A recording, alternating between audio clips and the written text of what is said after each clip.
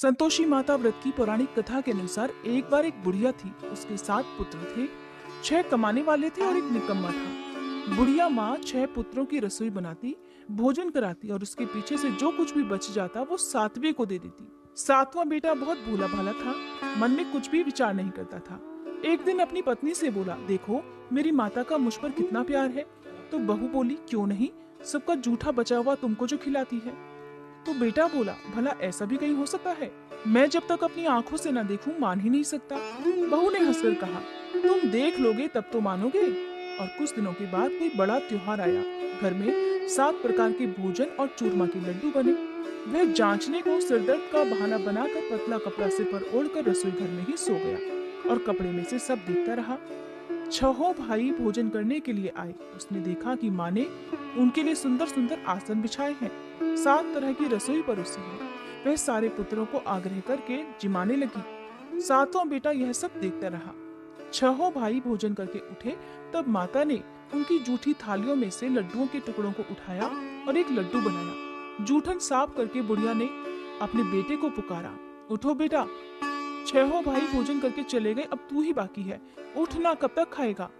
तो 7वां बेटा कहने लगा, माँ मुझे भोजन नहीं करना, मैं परदेश जा रहा हूँ। माँ ने कहा, कल जाता हो तो आज ही चला जा। वह बोला, हाँ हाँ आज ही जा रहा हूँ। ऐसा कहकर वह घर से निकल गया।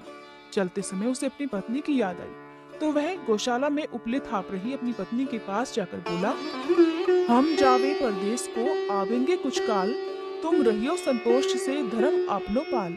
तब वह बोली, जाओ पिया आनंद से हमरू सोच हटाए, राम भरोसे हम रहे ईश्वर तुम्हें सहाय।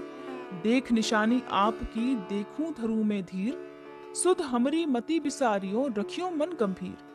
तब वह बोला, मेरे पास तो कुछ भी नहीं, ये अंगूठी है सो ले लो और अपनी कुछ निशानी मुझे दे दो।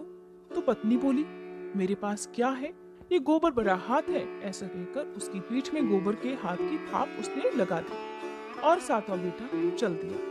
चलते चलते दूर देश में जा पहुंचा।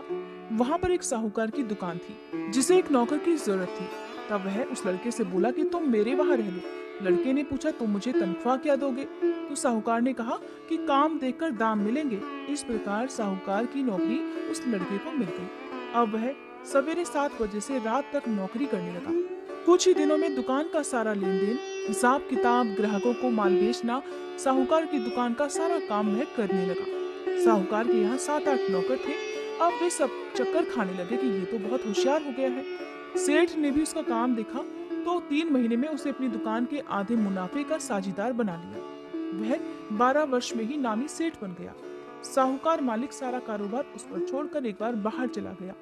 अब उसके पीछे उसकी पत्नी पर जो बीती उसे सुनो। सास ससुर उसे बहुत दुख देने लगे। सारी गृहस्थी का काम करके उसे लकड़ी बीनने के लिए जंगल में भेज देते। इसी बीच घर में रोटियों के आटे से जो भूसी निकलती उसकी रोटी बनाकर उसके लिए रख दी जाती।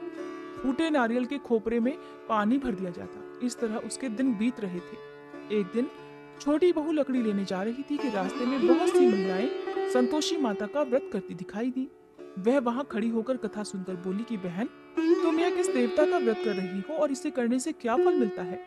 इस व्रत के करने की क्या विधि है? अगर तुम अपने व्रत का विधान मुझे समझाकर कहोगी तो मैं तुम्हारा बड़ा एहसान मानूंगी।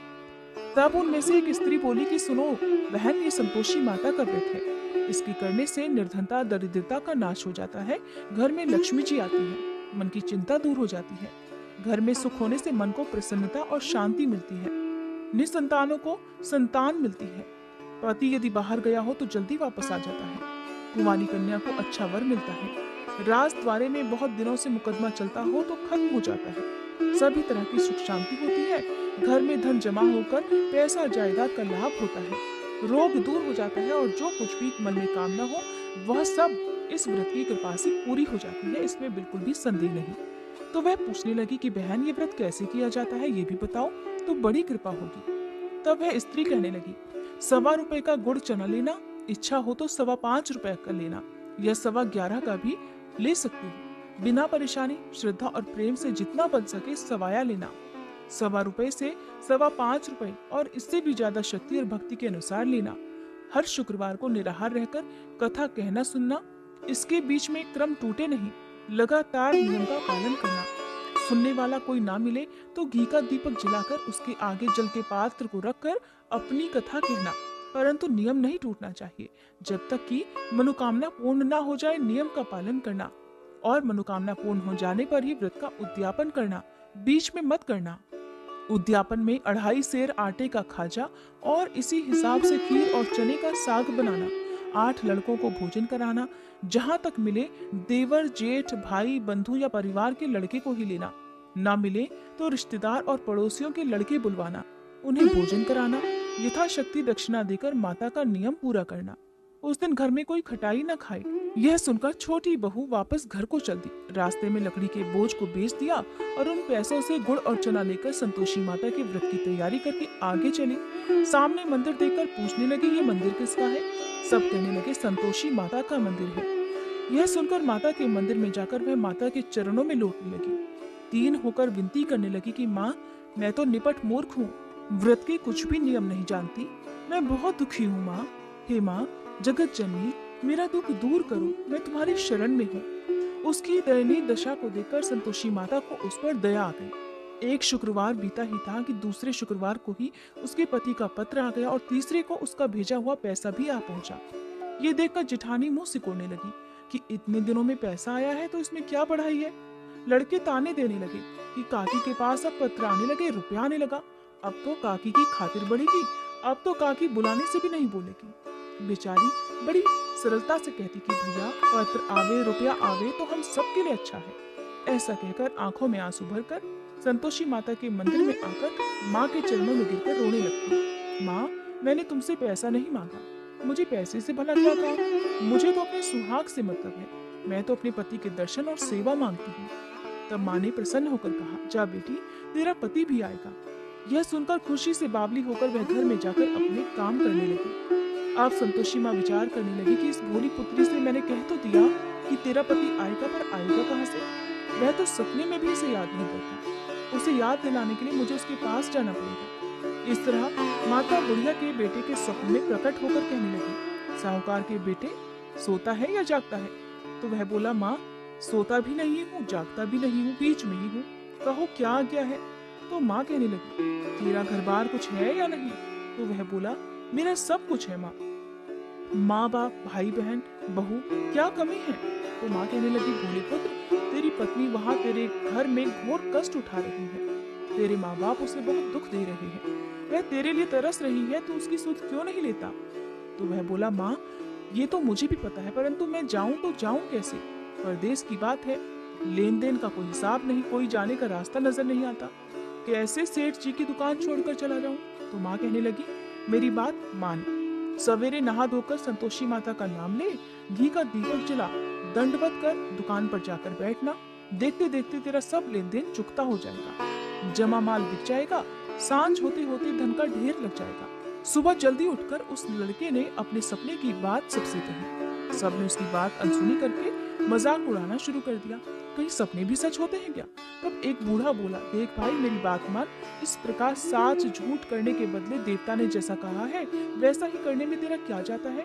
सपने की बात मान, स्नान कर, संतोषी माता को दंडवत प्रणाम कर, घी का दीपक जला और दुकान पर बैठ जा। थोड़ी देर में वह क्या देखता है कि देने वाले रुपया लाए और लेने वाले हिसाब लेने लगे। कोठे से भरे सामानों के खरीदार नकद दाम में सौदा करने लगे। शाम तक देखते ही देखते धन का ढेर लग गया।